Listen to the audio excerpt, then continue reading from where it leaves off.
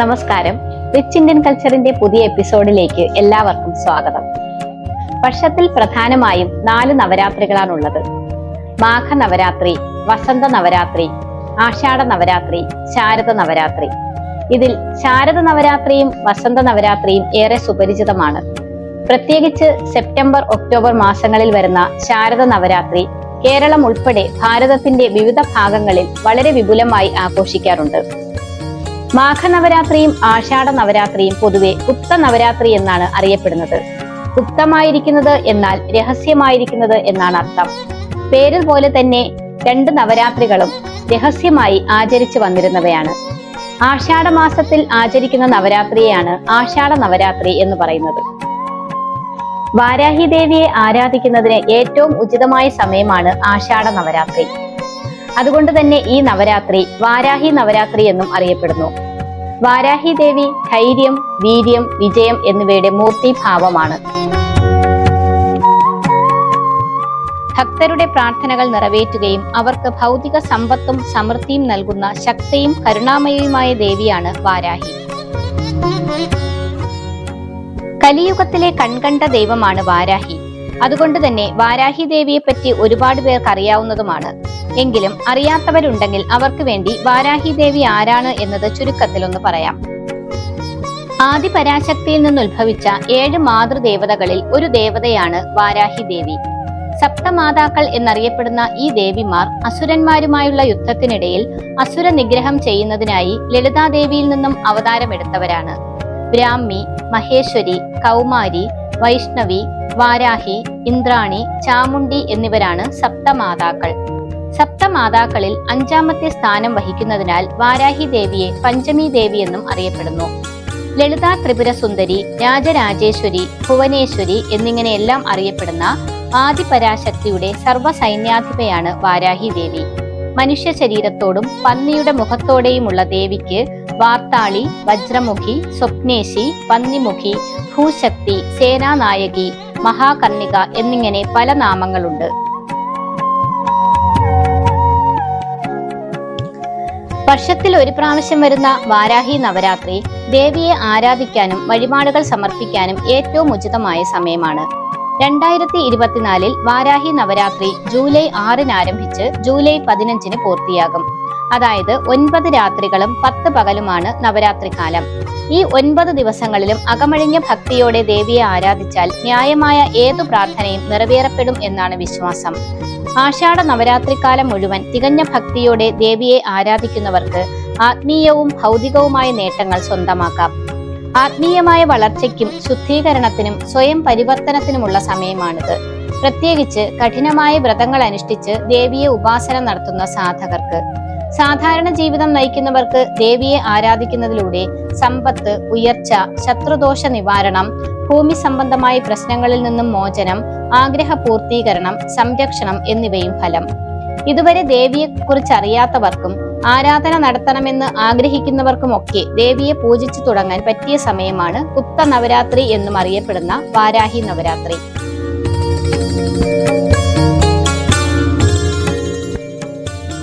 ദേവിയുടെ വിഗ്രഹമോ ഫോട്ടോയോ വീട്ടിലുണ്ടെങ്കിൽ അവരവർക്ക് കഴിയുന്ന രീതിയിൽ അലങ്കാരങ്ങൾ ചെയ്ത് പ്രസാദങ്ങൾ സമർപ്പിച്ച് പ്രാർത്ഥനകൾ അർപ്പിക്കാം. ഈ 9 ദിവസങ്ങളിലും, അതായത് 9 രാത്രികളും 10 പകലും ചേർന്ന് വരുന്ന ഈ ദിവസങ്ങളിലെല്ലാം എന്തെങ്കിലും ഒരു നൈവേദ്യം ദേവിക്ക് സമർപ്പിക്കുന്നത് നന്നായിരിക്കും. പ്രസാദങ്ങൾ എന്നും ചെയ്യാൻ സാധിക്കാത്തവർക്ക് വെറ്റിലയും പാക്കും പഴങ്ങളും അല്ലെങ്കിൽ പാലോ നൈവേദ്യമായി സമർപ്പിക്കാം. ഫോട്ടോയോ വിഗ്രഹമോ ഇല്ലാത്തവർക്ക് പ്രത്യേകമായി ഒരു വിളക്ക് കത്തിച്ച് ആ വിളക്കിൽ ദേവി കുടിയിരിക്കുന്നതായി സങ്കല്പിച്ച് പൂജകൾ സമർപ്പിക്കാം. ദേവിക്ക് നൈവേദ്യമായി മാതള അല്ലികൾ, വേവിച്ച കിഴങ്ങുവർഗ്ഗങ്ങൾ, തോൽ കളയാത്ത കറുപ്പ് ഉഴുന്നിൽ ഉണ്ടാക്കുന്ന വട, കപ്പലണ്ടി വേവിച്ചത്, ശർക്കര പൊങ്കൽ, അങ്ങനെ പലതരത്തിൽ പ്രസാദങ്ങൾ തയ്യാറാക്കാം. ഭക്തർ നിറഞ്ഞ ഭക്തിയോടെ എന്തു നൽകിയാലും കരുണാമയിയായ അമ്മ സ്വീകരിക്കും. വീട്ടിന് സമീപം വാരാഹി ക്ഷേത്രങ്ങൾ ഉണ്ടെങ്കിൽ ഈ ദിവസങ്ങളിൽ ക്ഷേത്ര ദർശനം നടത്തുന്നത് വളരെ നല്ലതാണ്. അതുപോലെ ദേവിക്ക് അഭിഷേകത്തിനും അലങ്കാരത്തിനുമുള്ള പൂജാദ്രവ്യങ്ങൾ വാങ്ങി നൽകുകയും മഞ്ഞൾ മാല സമർപ്പിക്കുന്നതും വളരെ ഉത്തമമായി കരുതുന്നു. ദേവിയുടെ മഹാമന്ത്രം, മൂലമന്ത്രം, ഗായത്രി മന്ത്രം എന്നിവ അറിയാമെങ്കിൽ ചൊല്ലുകയോ അല്ലെങ്കിൽ കേൾക്കുകയോ ചെയ്യാം. ആഷാഢ നവരാത്രിയിൽ എല്ലാ ദിവസവും പൂജകൾ ചെയ്യാൻ സാധിക്കാത്തവർക്ക് നവരാത്രിയിൽ വരുന്ന പഞ്ചമി തിഥി വളരെ വിശേഷമുള്ളതാണ്. എല്ലാ മാസത്തിലും വാരാഹി ദേവിക്ക് വിശേഷ ദിവസമാണ് പഞ്ചമി. എന്നാൽ ആഷാഢ നവരാത്രിയിൽ വരുന്ന പഞ്ചമി അത്യധികം വിശേഷമുള്ളതാണ്. മാത്രമല്ല, ഈ 9 ദിവസങ്ങളിലും ദേവി അത്യധികം ശക്തി സ്വരൂപിണിയായിരിക്കുമെന്നാണ് വിശ്വാസം. ആഷാഢ നവരാത്രിക്ക് മറ്റ് നവരാത്രി പോലെ പ്രചാരം ലഭിക്കാതിരുന്ന കാരണം പ്രധാനമായും ദേവിയെ ഉപാസിക്കുന്ന ശക്തി സമ്പ്രദായം പിന്തുടർന്നു വരുന്നവർ രഹസ്യമായി ആചരിച്ചിരുന്നതാണ് ആഷാഢ നവരാത്രി എന്നതിനാലാണ്.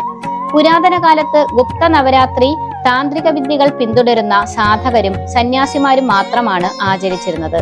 അവർക്കാണ് ഗുപ്ത നവരാത്രിയെക്കുറിച്ച് കൂടുതൽ അറിവുണ്ടായിരുന്നത്. ഗുപ്ത നവരാത്രി കാലത്ത് പൂജകൾ ചെയ്ത് ദേവിയെ ഉപാസിക്കുന്നതിലൂടെ സാധകർക്ക് അവരുടെ ശക്തി വർദ്ധിപ്പിക്കാൻ സാധിക്കുമായിരുന്നു.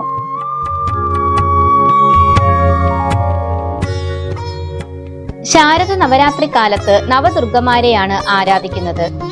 ആദി പരാശക്തിയുടെ 9 രൂപങ്ങളെയാണ് നവദുർഗമാർ എന്നറിയപ്പെടുന്നത്. മറ്റ് നവരാത്രികളിൽ, പ്രത്യേകിച്ച് ശാരദ നവരാത്രി, ആരാധനയ്ക്കൊപ്പം ആഘോഷങ്ങളും നിറഞ്ഞ ഉത്സവമാണ്. എന്നാൽ ആഷാഢ നവരാത്രി തികച്ചും വ്യത്യസ്തമായാണ് ആചരിച്ചു പോന്നിരുന്നത്. ഇവിടെ ദശമഹാവിദ്യകൾക്ക് പ്രാധാന്യം നൽകി ആരാധിക്കുന്നു എന്നതും ഒരു പ്രത്യേകതയാണ്. ആദി പരാശക്തിയുടെ ശക്തികളെ പ്രതിനിധീകരിക്കുന്ന 10 ദേവതമാരാണ് ദശമഹാവിദ്യകൾ.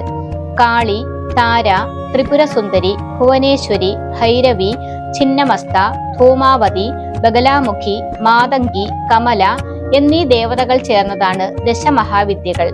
ദശമഹാവിദ്യകൾ പ്രാഥമികമായി താന്ത്രിക ആചാരങ്ങളാൽ ആരാധിക്കപ്പെടുകയും കൂടുതൽ നിഗൂഢമായി കണക്കാക്കപ്പെടുകയും ചെയ്യുന്നു. ആത്മീയ ഉന്നമനത്തിനും സംരക്ഷണത്തിനും പരിവർത്തനത്തിനും വേണ്ടിയാണ് സാധകർ ഇത്തരത്തിൽ ആചരിച്ചു വന്നിരുന്നത്. വാരാഹി ദേവിയെക്കുറിച്ച് സാധാരണ ജനങ്ങൾക്ക് അറിയാതിരുന്ന ഒരു കാലഘട്ടത്തിൽ നിന്നും ദേവി സ്വയം മറനീക്കി ഭക്തർക്കിടയിലേക്ക് ഇറങ്ങി വന്ന് അനുഗ്രഹം ചൊരിയുന്ന ഒരു കാലഘട്ടമാണിപ്പോൾ. അതുപോലെ തന്നെ ഗുപ്തമായിരുന്ന വാരാഹി നവരാത്രിയും ഭൗതിക ജീവിതം നയിക്കുന്ന സാധാരണ മനുഷ്യരിലേക്ക് എത്തിയിരിക്കുകയാണിപ്പോൾ. ദേവിയെ ആരാധിക്കുന്നവർ ഏകാഗ്രമായ ഭക്തിക്കും ധ്യാനത്തിനും ഏറെ പ്രാധാന്യം നൽകേണ്ടുന്ന സമയമാണ് ആഷാഢ നവരാത്രി. ദേവിയെ വിശ്വസിക്കുന്ന ഭക്തർക്ക് ദേവി ഒരു കവചം പോലെ സംരക്ഷണം നൽകും എന്ന് മാത്രമല്ല, വളരെ വേഗത്തിൽ ഫലം നൽകുന്ന പ്രാർത്ഥനകൾക്ക് വളരെ വേഗത്തിൽ ഫലം നൽകുന്ന കരുണാമയിയായ ദേവി കൂടിയാണ് വാരാഹി ദേവി. ഈ വീഡിയോ ഇഷ്ടമായെങ്കിൽ ലൈക്ക് ചെയ്യാനും നിങ്ങൾക്ക് ഉപകാരപ്രദമായെങ്കിൽ മറ്റുള്ളവരിലേക്ക് ഷെയർ ചെയ്യാനും മറക്കരുത്. അതോടൊപ്പം ചാനൽ സബ്സ്ക്രൈബ് ചെയ്യാത്തവർ ദയവായി സബ്സ്ക്രൈബ് ചെയ്യുക. മറ്റൊരു വീഡിയോയുമായി വീണ്ടും കാണാം. നമസ്കാരം.